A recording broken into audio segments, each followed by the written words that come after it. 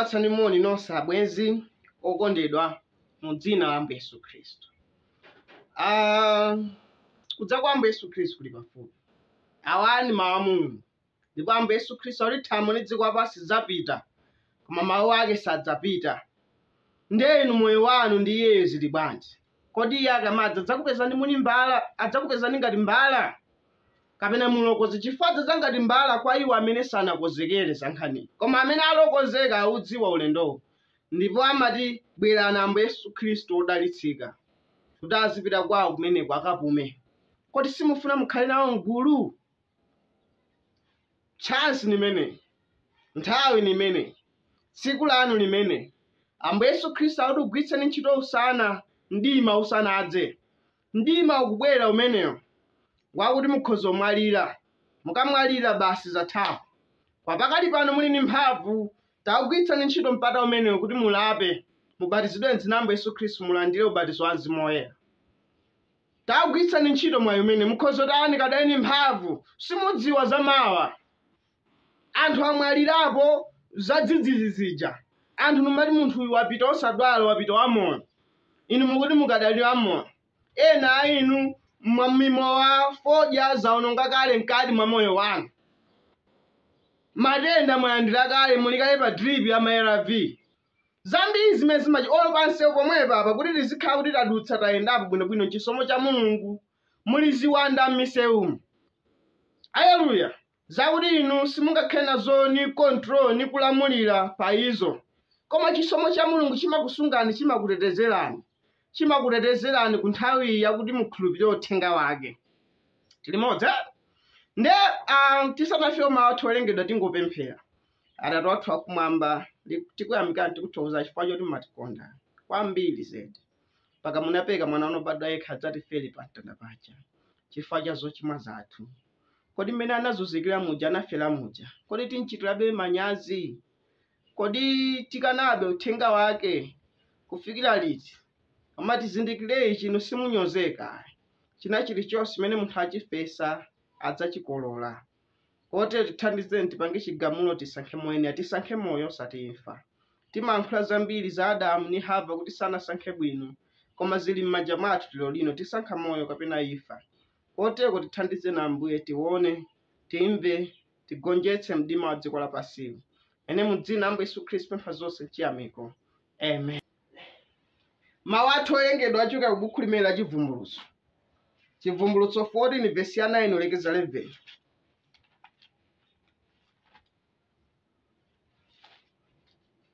Chivumbulutso 14 verse ya 9 kulekeza 11. Bible likuti, ndipo anawatsata mngelo wina wachitatu, nanena ndi mawu akulu ngati wina alambira chilombocho ndi fano lake, nalandira lemba pa mphumi pake, kapena pa dzanja lake. Iyeso adzamwako ku vinyo wa mkwiyo wa Mulungu, wokozedwa osanganizidwa mchikho cha mkwiyo wace. Ndipo adzazunzika ndi moto ndi sulufule pamaso pa angelo oyera mtima ndi pamaso pa mwana wankhosa. 11.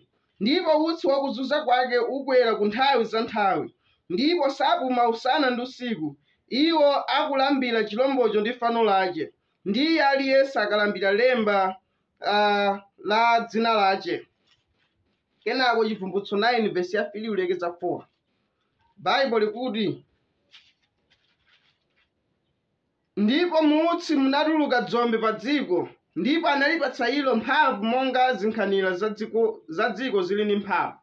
Ndipo ananena kwa ilo kuti lisayipse udzu wa pa dziko kapena chabiri chilichonse, kapena mtengo uliwonse.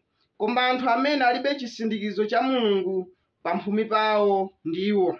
Ndiye timafuna tipitirize phunziro lathu limene la chisindikizo cha Mulungu ndi chilemba cha chilombo. Taona kuti zinthuzi zimayendera limodzi. Pamene pali chisindikizo cha Mulungu pamakhalanso chilemba cha chilombo pomwepo.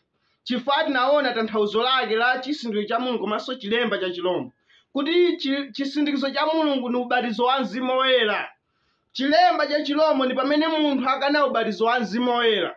Munthu wina aliyense amene wakana ubatizo wa Mzimu Woyera, amene wakana uthenga woona wowululidwa wathunthu wawola. Haleluya! Popo pamakhala kuti he or she is mad. Walandira chilemba is set aside, wamukana Mulungu, wamukana Mzimu Woyera. Pakhala kuti wakana Mulungu wavomera njelekezi. mabwana pa dziko lonse lapansi lina awiri, pali Mulungu pali mdierekezi. Munthu wina aliyense ali mbali ya mabwana amenewo. Haleluya, palibe amene ali pakatikati. Wina aliyense, inuwo muli mbali imodzi ya mabwana awiri. Muli mbali ya Mulungu kapena muli mbali ya mdierekezi. Amene ali mbali ya Mulungu alandira ubatizo wa Mzimu Woyera umenewo. Chifukwa ake Mulungu kusindikizira umwini wake amasindikiza n'ubatizo wa Mzimu Woyera umenewo. Amene alibe Mzimu Woyera si ake a Mulungu. Chifukwa Roma 8 akuti onse amene ana Mulungu amatsogozedwa ni Mzimu Woyera. Haleluya, si ake a Mulungu amenewa. Ine ni chilengedwe cha Mulungu koma si ana ake na amene ali ni Mzimu Woyera. Ndipo amene alibe Mzimu Woyera ali mbali naye ya mdierekezi. Anayendera kale 66. Haleluya, ndipo amachitumikira chiphunzitso chonamacho chabodzacho. Kutanthauza anadindidwanso pa dzanja amachitumikira. Chati ni chachipembedzo chimenechi. Haleluya, chisintho cha 66 simudzachiona ngati mmene maganiza kuti kudzabwera anthu adzayika matatu numakulembana apa 666 apa 666 si choncho kuti ine ndidzathawa. Haleluya, mahule amageza kuti adzangothawa 66 kena kubasa apulumuka. Ngati mufuna muthawe 66 landirani ubatizo wa Mzimu Woyera, menepo mwatetezeka. Chimodzi kulibe kungothawa mwachonchoma.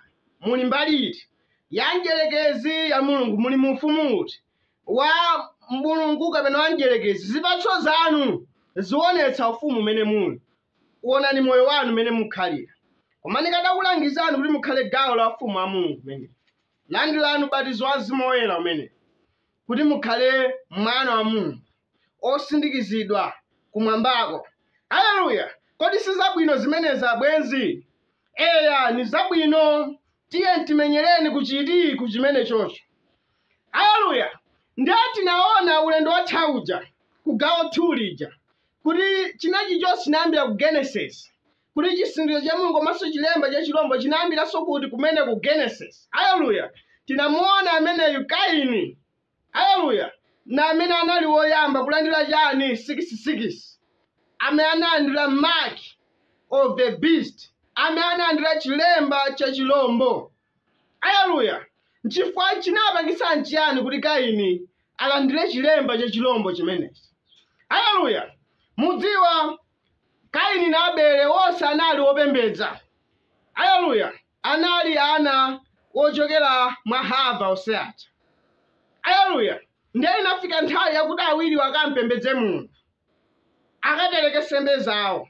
Haleluya, ndiye Kaini amene anapereka sembe yake yopanda vumbulutso ya malingaliro, yopanda chikhulupiriro, yosachokera mu mtima ya malingaliro, anaona kuti Mulungu kuti limkondweretse, anakachola zipatso za munda nakongoletsa guwa lake. Mbali inayi Abele zinthu zake sadachite m'malingaliro. Chikhristu chenicheni silikhala cha m'malingaliro. Haleluya, chifukwa Mulungu anasankha mu mtima, mdierekezi anasankha muru m'malingaliro, kuganiza. Pamene Mulungu zinthu zake timachita ndi chikhulupiriro. Haleluya, ndiye mwa chikhulupiriro Bible kwa Hebrew 11 Bible kuti Abele amene, haleluya, anapereka sembe yoposa ija mbale wake Kaini imene chinaulude kwa iye ni Mzimu Woyera. Mulungu anamuwuza kuti akupembedza kuonani kulini kumene koko. Ndi anali ni nzeru yabwino, pokhana nzeru yabwino imene analandira chisindikizo cha Mulungu ngati opembedza woona wa Mulungu. Pamene Kaini zake sizinali za vumbulutso, chinali chinthu chonama, kupembedza kosayenera. Ndiye nkhani sikungompembedza Mulungu, chifukwa ambiri ampembedza Mulungu pachabe. Ngati kupembedza kwanu sikugwirizana ndi mawu a Mulungu, taonani m'matchalichiwo akazi akulalikira pamene Bible iri kunyasitsa kutero ukalengeni kwanako nito 14 kalengeni kuti moteni upatsani malemba osewa aoneni amene. Haleluya, taonani Bible kuti sikuyenera kuti mkazi avale chovala cha mamuna, mamunanso avale chovala cha mkazi, koma tikuzilola m'matchalichiwo. Akazi apentapenta zinthu zoti Mulungu amanyasidwa nazo. Kazi woyamba amene anachita zimenezi Mulungu anamudyetsa kwa galu Yezebeli amene. Ngati mmachita zimene dziwani kuti mzimu wa Yezebeli uli pamene. Ndipo Yezebeli anaphoda kuti akakumane ndi munthu osati Mulungu. Haleluya, anthu amene amaphoda mcholinga chanu ni chani? Pali mzimu wa mtundu wanji pa inu? Kodi mmaphoda kuti mukakumane ndi Mulungu, kuti muoneka wabwino pamaso pa Mulungu, kapena wanthu ni mzimu wa uhule? Haleluya. Ofuna amuna zingoyang'ana inu chifukwa chiyani? Haleluya. Ngati mufuna mukhala okongola khana achilengedwe choncho. Ngati mufuna mukhala okongola sakanizani machitidwe 2 amene verse 38 tapakani pa moyo wanu, talapani mbatizidwe mu dzina la Yesu Khristu mukhala okongola zedi pamaso pa Mulungu. Chofunika kwambiri kukongola pamaso pa Mulungu. Osati muzikongola pamaso pa anthu amenewo angokupwetekani bwekali akupatsani matenda kaya muti muwadyera ndalamazo mukadyera ku gahena zimenezo. Kodi munthu adzapindula chiyani atapindula dziko lonse lapansi koma atataya moyo wake? Palibe. Ndiye Mulungu afunani mukhale mwana wake wamkazi wa ulemu. Haleluya. Tinangodutsako kumene koma tinaona chipembedzo mmene chikuchitira lero lino. Pingwa ndi chikhalidwe chake. Akazi ametameta tsitsi pamene Bible likuti mkazi akatero sayenera n'komwe kuti apemphere chifukwa tsitsi lapatsidwa kwa iye ngati chophimba. Haleluya. Ndiye izi ni fundo za Bible, si ine ndinazikhazikitsa. Ni Paulo amene akutero mtumiki wa Mulungu amene. Haleluya. Ndiye Kaini nsembe yake sinavomerezedwa. Inunso ngati simuchita monga mwa chifuniro cha Mulungu, Mulungunso akana nsembe yanu. Pepano nena zimenezi. Sinukunyozani, sinufuna ndikhale wa mwano. Haleluya. Koma ndimakukondani. Nikudziwa ndinu anthu abwino zedi.